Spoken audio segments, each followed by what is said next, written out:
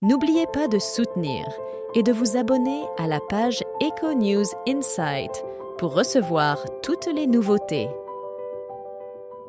Suite à la disparition de Delphine Jubillard, Cédric s'est manifesté de manière très active sur la toile. Sur les plateformes de médias sociaux, il aurait établi des contacts avec plusieurs femmes. L'une de ses connaissances partagées a des révélations inattendues lors d'une émission diffusée sur les ondes de RMC Story. RMC Story a un témoignage particulièrement édifiant. Le 7 novembre dernier, la chaîne a diffusé une soirée spéciale dédiée à la disparition de Delphine Jubillard. Au cours des reportages, les journalistes ont réussi à obtenir les confidences de plusieurs proches de l'infirmière ainsi que de Cédric Jubillard lui-même. Parmi ces témoignages, celui de Sandra, une jeune femme qui prétend avoir rencontré Cédric sur les réseaux sociaux après la mystérieuse disparition de Delphine Jubillard, survenue dans la nuit du 15 au 16 décembre 2020. Tout comme d'autres personnes, Sandra affirme l'avoir contacté sur les réseaux sociaux avant d'établir une relation virtuelle avec lui. Elle a rapporté à RMC Story « Il avait des interactions avec des femmes en ligne chaque soir, plaisantant avec elles. Il les appelait et se vantait que, pour lui, elles constituaient une sorte de cour virtuelle. Il les considérait comme ses prétendantes, formant ainsi son propre harem. Au sein de son domicile, une ambiance musicale animée par des titres de techno et de rap américain résonnait en permanence. Cédric Jubillard recevait régulièrement des amis, partageait des moments conviviaux autour d'apéritifs, vivant ainsi une existence qu'il qualifiait de plus épanouissante. Selon une ancienne compagnie de Cédric Jubillard, il exprimait le sentiment d'avoir été limité par une relation antérieure et était déterminé à ne pas revivre une telle situation.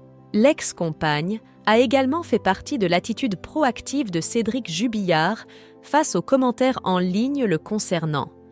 D'après ses dires, le principal suspect dans la disparition de Delphine Jubillard était très consciencieux des discussions le concernant sur Internet. Elle a rapporté qu'il prétendrait déployer discrètement des personnes sur les réseaux sociaux pour recueillir toutes les mentions à son sujet. Son objectif était de constituer un dossier en vue de déposer des plaintes pour diffamation, afin de, selon ses termes, régler les dettes liées à l'acquisition de sa maison.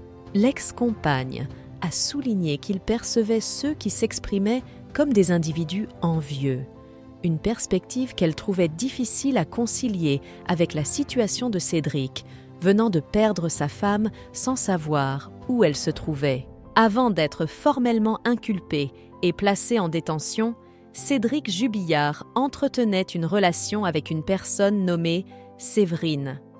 Entre mi-avril et mi-juin 2021, elle rapporte qu'il lui aurait tenu des propositions extrêmement perturbantes.